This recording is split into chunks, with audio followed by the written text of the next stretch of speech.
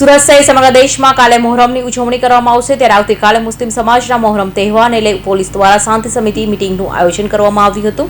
ત્યાં પોલીસ કમિશનરને લઈ ઉચ્ચ અધિકારીઓ જોડાયા હતા, જેમાં તહેવાર શાંતિપૂર્ણ માહોલમાં પૂર્ણ થાય તે માટેના સુરક્ષા બંદોબસ્ત ગોઠવવા માટેના નિર્દેશો આપવામાં આવ્યા હતા। સુરત શહેર પચરંગી વસ્તી ધરાવે છે ત્યારે આવતીકાલે મુસ્લિમ સમાજનો મોહરમ તહેવારને લઈને પોલીસ દ્વારા ઉમરા પોલીસ હોલમાં બેઠક યોજાઈ હતી, જેમાં પોલીસ કમિશનરથી લઈ ઉચ્ચ અધિકારીઓ જોડાયા હતા। ત્યાં તહેવાર શાંતિપૂર્ણ માહોલમાં પૂર્ણ થાય તે માટે સુરક્ષા બંદોબસ્ત ગોઠવવા માટેના નિર્દેશો આપવામાં આવ્યા હતા। હિન્દુ મુસ્લિમ આગેવાનો બેઠકમાં હાજર રહ્યા હતા। શાંતિપૂર્ણ રીતે ઉજવાય તે અર્થે શાંતિ સમિતિ મીટિંગનું આયોજન કરાયું હતું। Police commissioner એમ.સી. ગોહલતની આગેવાની બેઠકનું આયોજન કરવામાં આવ્યું હતું। સુરત શહેરમાંથી આવતીકાલે કુલ 220 જેટલા તાજિયા નીકળશે। ચુસ્ત પોલીસ બંદોબસ્ત ગોઠવવામાં આવ્યા છે। તાજિયા જ્યાંથી નીકળે છે તે માર્ગ પર વાહન વ્યવહારના રૂટ બદલાવવામાં આવ્યા છે। અસામાજિક તત્વો વિરુદ્ધ કાર્યવાહી કરાઈ છે તો કેટલાક અસામાજિક તત્વો રાઉન્ડ અપ કરાયા છે। સાથે પોલીસ કમિશનરને અપીલ કરી છે કે તહેવાર શાંતિપૂર્ણ માહોલમાં સંપન્ન થાય।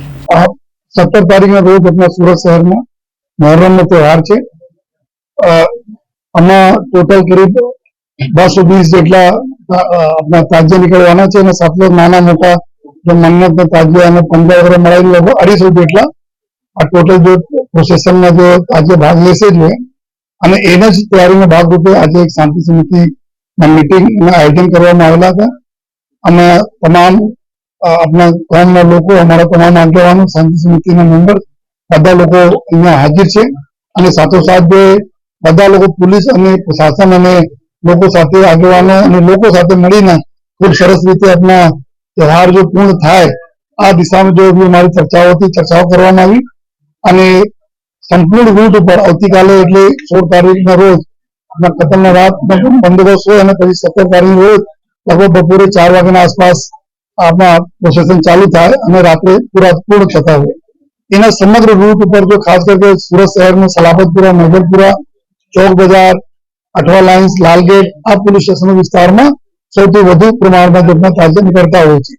તો ટોટલ 10 ડીસીપી અને 26 એસીપી અને 300 જેટલા પીઆઈ અને પીએસઆઈ અને 4500 જેટલા પોલીસ અને હોમગાર્ડના બંદોબસ્ત મૂકવામાં આવેલા છે।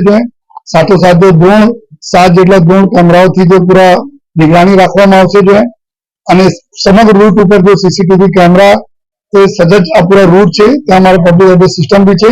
એનાથી જો બી અમે કંટ્રોલ રૂમમાંથી તમામ પ્રકારના વાચ રાખવામાં આવશે જેથી ખૂબ સરસ રીતે સુચારુ રૂપે પૂરી યાત્રા પૂર્ણ થાય અને 900 જેટલા અમારા બોડી વન કેમેરાઓ છે जो પોલીસના અલગ અલગ જો એરિયામાં આપવામાં આવશે જો બોડી પર લગાવશે અને એના બી લાઈવ સ્ટ્રીમિંગ થતા રહેશે, રેકોર્ડિંગો બી થતા રહેશે।